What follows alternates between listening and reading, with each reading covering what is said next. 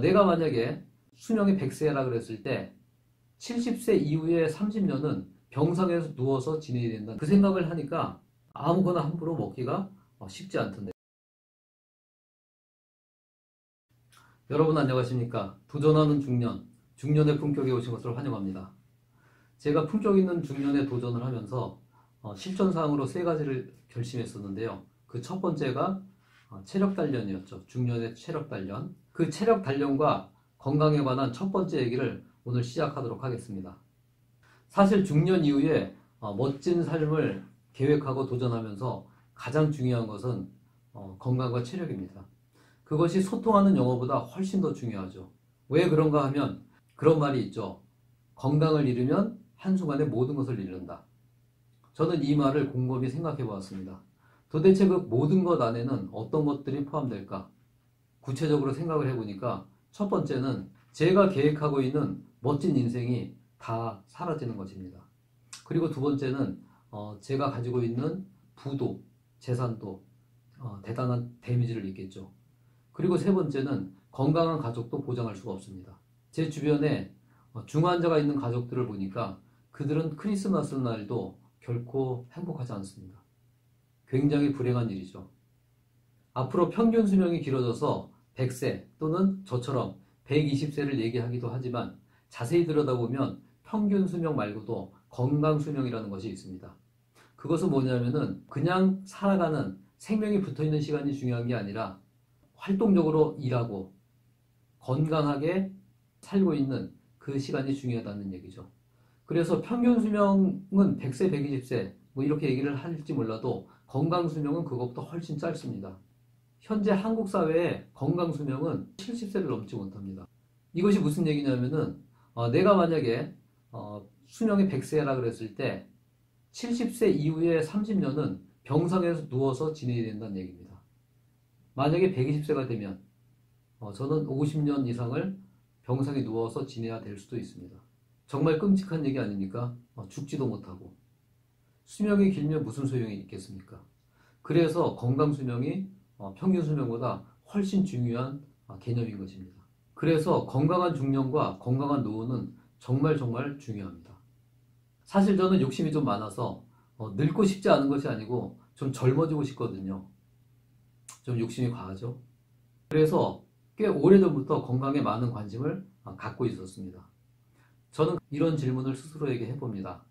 요즘같이 바쁜 세상에 진짜 눈코 뜰 새 없이 하루하루를 보내다 보면 건강을 챙길 시간은 참 없는데 그럼에도 불구하고 마지막 한 가지 내가 건강을 챙기기 위해서 놓치면 안 되는 것이 있다면 그것이 무엇일까?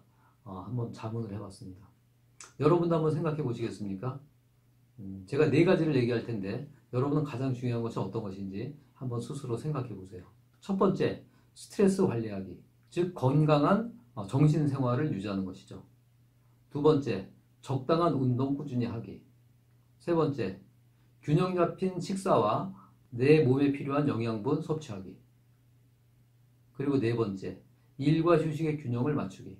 즉 휴식을 좀 더 갖기. 뭐 이 외에도 중요한 것들이 많지만 여러분 만약에 가장 중요한 것 한 가지를 고르라면 여러분은 어떤 것을 고르시겠습니까? 저는 세 번째 얘기한 균형 잡힌 식사와 내 몸에 필요한 영양분 충분히 섭취하기를 선택했습니다. 그것이 운동보다 중요하다고 저는 생각합니다. 어떤 의학 통계에 의하면 불의의 사고나 아니면은 세균의 감염 뭐 이런 것들을 제외하고 대부분의 질병의 원인은 필요한 영양소의 부족에서 온다고 합니다. 예를 들면 칼슘이 부족하면 노후에 골다공증이 올 확률이 굉장히 높은데 현대의 도시의 식생활을 통해서 우리 몸이 필요한 만큼 충분한 양의 칼슘을 섭취하기는 진짜 쉽지 않거든요. 그래서 대부분 골다공증에 걸립니다. 그리고 자네도 골다공증인가? 우리 나이에는 보편적으로 이렇다네. 뭐 이러면서 당연하게 생각하면서 골다공증을 숙명으로 받아들이는 게 그냥 상식처럼 되어 있습니다. 저는 그러고 싶지 않습니다. 저는 충분한 칼슘을 섭취해서 골다공증 없는 노후를 맞이하고 싶습니다. 여러분 생각해 보세요. 그냥 주변 사람들이 다 그렇다고 해서 아무 생각 없이 살다가 골다공증에 걸려서 30년 이상을 고생하면서 노후를 살아가는 것이 더 낫겠습니까? 아니면 수고스럽지만 공부를 하고 내 몸에 필요한 것이 어떤 것인가를 정확히 알아서 그것들을 챙겨 먹고 그래서 건강한 노후를 맞이하는 것이 더 낫겠습니까? 저는 후자를 선택했습니다. 저는 건강 수명을 늘리는데 최선을 다하기로 결심했습니다. 또 이렇게 생각해 볼 수도 있습니다. 우리 몸은 세포로 되어 있는데 세포들도 노화가 돼서 사라지고 그리고 새로운 세포가 생기고 하는 세포 재생주기라는 것이 있거든요.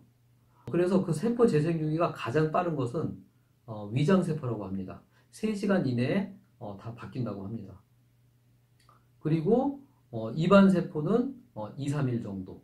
그래서 우리가 입안에 병이 나면은 한 2, 3일 있으면 낫곤 하고 그러지 않습니까? 그것은 세포 주기가 2, 3일이기 때문이라고 합니다. 그리고 피부는 28일 간격으로, 혈액은 3개월에 한 번씩 세포가 바뀝니다.